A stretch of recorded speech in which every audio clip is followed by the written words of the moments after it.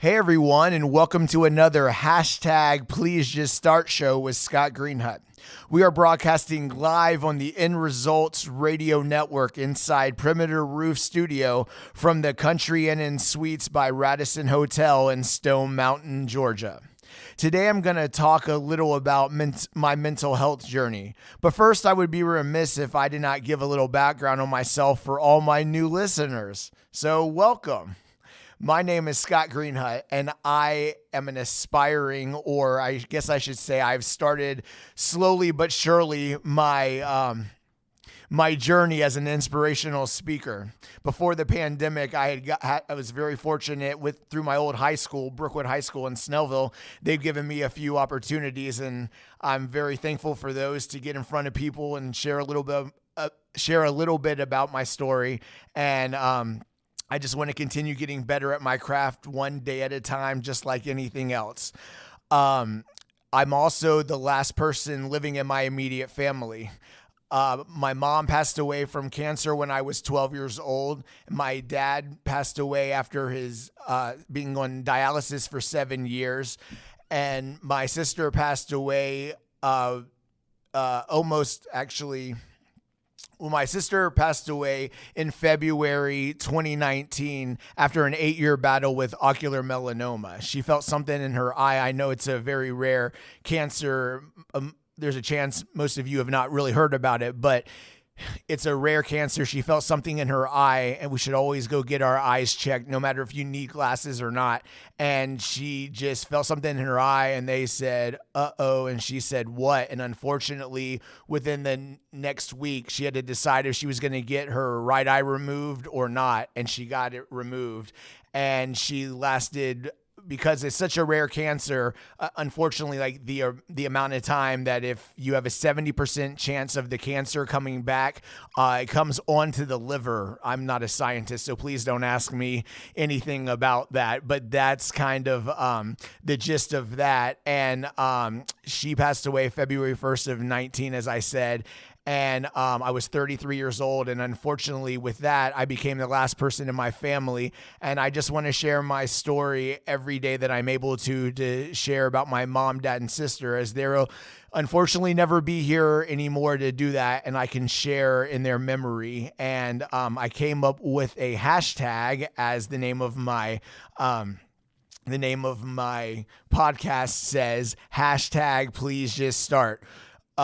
We all live life with regrets, unfortunately. And my goal with sharing my story is to continue to share it and inspire others to live life with no regrets, not be like me and waiting to see my dad on his deathbed and seeing my future, because I was doing, as he said, Scat, you're doing exactly what I was doing at 30, and you're going to be just like me. He was 62 when he passed away, but he goes, Scat, you're going to be just like me. When are you going to lose weight? Scat. He sat in his green chair and he goes, Scat, when are you going to lose weight, my boy? When are you going to lose weight? And I didn't until I walked in 4 months and a day after I walked in and saw his lifeless body laying there. And I worked on it each day and have never looked back. So I want everyone to hashtag Please Just Start. And my quote is, don't wait for something negative to happen in your life for you to make the positive change you always think about. So that's a little bit of my story, and unfortunately, I have to stick to it. So today I'd like to talk a little bit about mental health and my journey. So mental health is just as important as your physical health. Just because someone else may not see it on the outside as clear as something that physically happens to you, or with you, it does not mean it's not there, and it should be cared for in the same manner. As long as I'm here and have any type of platform, meaning that I'm breathing, then I will always be an advocate for mental health. That could be seeing a therapist or taking medication. I had talked to some people that I would see a therapist once my sister passed away. So a small story here. So what's crazy is I did say that I would see a therapist, once my sister passed away, because I didn't know when it was going to happen, but I knew it was impending. And anyone who knew me knew that it was impending. But if you didn't know, then you might not have known. But so I finally decided very, very late January, the last week of January, that I would just reach out to a therapist. And I was just like, I don't know when she's going to pass away, but it's just time to go ahead and get a therapist lined up for here in the near future. And then sure enough, I reached out on a Wednesday. I think it was a Wednesday. And then Thursday, the therapist responds to me, and we decide 10 days later that we were going to start. And I found out that Friday morning, actually that Thursday night, that my sister's impending death was going to pretty much be sometime that weekend. I wake up, and then it actually happened at around between 10 and 11 a.m. on that Friday. So you can plan so moral of the story, you can plan all day for anything in life, but everything's going to work out the way that it's supposed to be and the way it's going to, no matter how you slice it or dice it. I probably shouldn't have said that, but anyway, so I was seeing a therapist once a week at the time. And actually right before the pandemic, I had talked to him, and for most of the things in my life, he thought I was good enough to see him once every other week. And I got really excited about that. And I talked about that on social media, that I was excited that I thought I was doing, that he thought I was doing good enough, and agree with me that I didn't need to, go weekly anymore, and could go like every other week. And then I got a little better, and I was excited that we were doing it once a month. And there's still, things lingering here and there, but overall for I guess close to a year now, over a year with the pandemic and everything, that I was doing it once a month. But I will be honest here, about 6 months ago, so right now it's mid to late July of 2021, it was the first time that I actually had some very serious suicidal thoughts. It was late January of 2021, and I thought about how I might do something to myself, but I really, really never want to feel that again. And I had been on medicine, but I cold turkey stopped my depression medicine.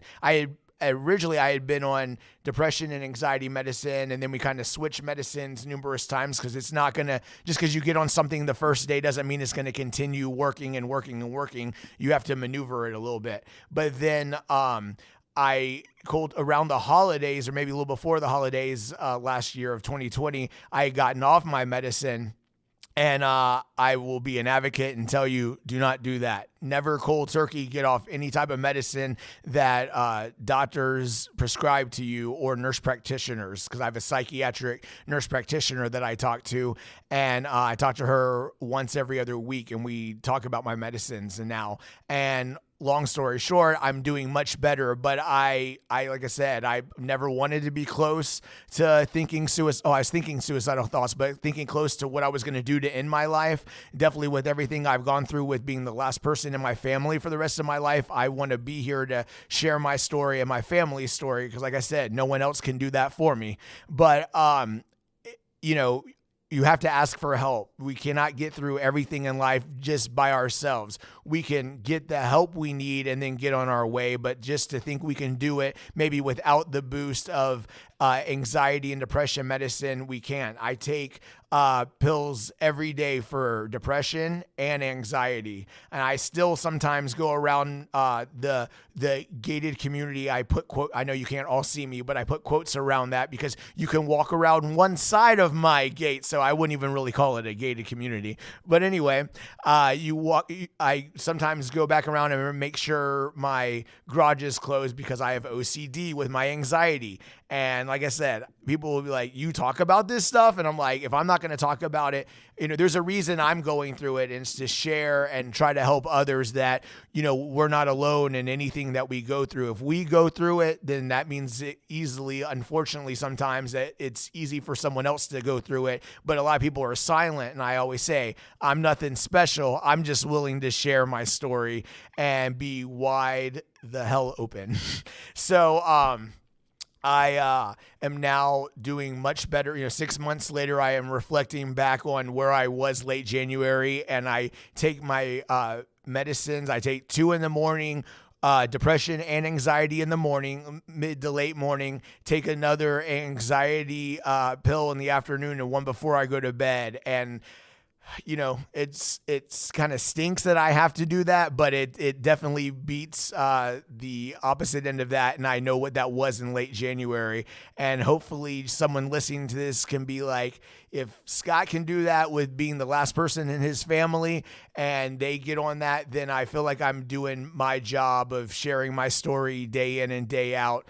And, another thing I like to talk about with being on medicine, depression, anxiety, all different types of medicine, is it's twofold, or maybe even more, but two things come to mind. One, you're letting the medicine work, which it goes in your body, and I'm very glad that it can work, but it doesn't work if you don't take it. So mentally, the fact that you decide, I don't say surrender, but if you're like, okay, I know this is going to be positive for me, and I'm not the only one who's on medicine. Hopefully there's other people like me out there who are just wide open and can talk about it, because like I said, we know we're not the only ones on it.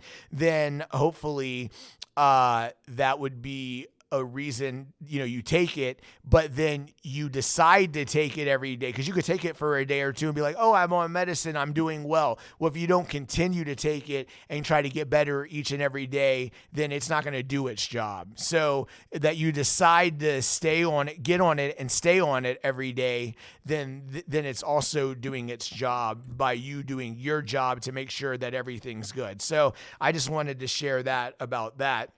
And, I talk about my, my hashtag, please just start. I don't want anyone to live life with regrets. It's going to be part of my story every day on here because, first of all, that's the title of the show. And it's not necessary. It's not about weight. It could be about that new car you want to drive. It could be about absolutely anything in life. Better grades if you're still in school. Something I talk about sometimes, but not always. It took me 10 and a half years to get through my undergrad degree. I've had people say to me, oh, you're usually called a doctor if you're in school for 10 and a half years. But I have a 4-year degree to my name that no one can take from me. And I have people tell me people like to tell me what they think a lot. And I use that in speaking, but, I don't really care what people have to say, because it's me who has to wake up every day, speaking of that, and decide to get better in whatever you're doing. Not the, Scott, what are you going to get, do better, this or that, like my late dad did almost every day with my weight. I wish more than anything that I could have lost that weight and he see me thrive in that department. But unfortunately, that will never happen. And so I just want to, again, share my story, but inspire others with what I've been through and what I continue to go through with that regret every day, that I don't want you to wait till something negative happens in your life. Like my quote that I said earlier, I will say it again in a little slower. Don't wait for something negative to happen in your life for you to make the positive change you always think about. How people will go to funerals, not to make this so morbid, but people go to funerals and they're like, life is short. I don't want you to, I should go jump out of an airplane today. I'm not saying anyone needs to do that. I can't do that with my heart condition, but just that sentiment that it takes something so bad and negative to go do something. Don't wait for anything negative. I'm not necessarily talking about a parent or sibling to die. That's my story. But it could be anything in this world. Don't wait till it's too late and then you regret why you didn't start something, because honestly, you could think life is going to go on forever. It's not. And so what I go through, or what I've gone through already, unfortunately, if you're here long enough, it'll happen to everyone. So I just want you to cherish your family and the time you have and live your life with no regrets. And so I want to take it over to my boy Ryan over here and see if he has anything awesome to add. I'll say I got it. My boy? No, I got to get it right. My boy. Okay. I can't resist it. When Scott and I email and text now, I say it every time. My boy. Okay, I'm working. No, man, I just want to say, Scott, not only a great host, and I've already seen how many people are watching the show. You're only in show 2. This mental health subject, and I have people very close in family and in my circles, is just one that most people kind of hide behind. And there are many people, I would bet, who have had very or possible similar things. They're not willing to talk about it. So what you're doing, in my humble opinion, is saying, look, I'm being as transparent as I can be. I was in a bad place. Thank God, there are medicines to help us with all these things. I mean, I take certain things for things I have, but to quit any of them cold turkey, that is not recommended for anybody. That's why you go to medical school. Well, I hope to be a doctor one day. Once I can't help people, I can motivate them when I finish. But no, it's just, I want to say what you're sharing, there's people listening that goes, anybody else gone through this? And you're answering yes. Yes. Absolutely. And your please just start applies to everything. Any and everything. I can't stress it enough that I don't want the regret that I have every day waking up, that I'm fortunate enough to wake up, and that my dad can't see what he begged me to do, that I was, for some reason, only able to do it once he passed away. And his friend came over one time and helped me with some stuff around the house, and he said, yes, Scott, your dad and I, he said, Gordon and I said that, agreed that you were never going to lose weight until he died. And that just killed my soul. And I was just like, seriously, y'all said, he said that. And so I'd already been on my journey at that time, but that really kind of got me going. I was like, wait, what? Yeah. That he knew I could do it, but it took him passing away. It literally, when I got to his hospice room, I knew he had already passed away. So I walk in and I was like, and they're like, no, it just happened. And so I knew when I walked in his room, I'd see his lifeless body laying there. And I know I've said this before, and I'll say it forever. It was the most peaceful I've ever seen him. He loved his job, but he never took care of himself. And so it doesn't matter what your title is in life, whatever. If you don't have your health, then you really don't have anything. We can only control what we can control. Yep. And I see that from a 62-year-old Gordon who just loved what he did all day, every day. And that's unfortunately really all he was. A great dad. I appreciated him at the end and our closure we had, but day-to-day, great dad. I'll be very honest, just because he's passed away, I don't want to say something that's not true. A perfect dad, no, but we had closure the best we could have, that he got me to a point where I knew I could do what I've done and continue to hopefully do and hopefully inspire others. And I have him to thank for a lot of that. So in closing, I really just want you to not wait. Well, let me do my quote correctly, actually. Mm-hmm. Don't wait for something negative to happen in your life for you to make the positive change you always think about. So in closing of my hashtag, please just start show, I would like to thank you for tuning in for another hashtag, please just start show on the End Results Radio Network inside the Perimeter Roofing Studio from the Country Inn and Suites by Radisson in beautiful Stone Mountain, Georgia. And I'd like you to please stay tuned for upcoming shows or listen to past shows by visiting www.endresults.com with a Z, and listen to other shows on the network 24/7 or anywhere you get your podcast. And until next time, this is Scott Greenhut signing off from another hashtag Please Just Start show. And my hope is you'll live your life with no regrets and go after that thing you constantly think about, and hashtag Please Just Start.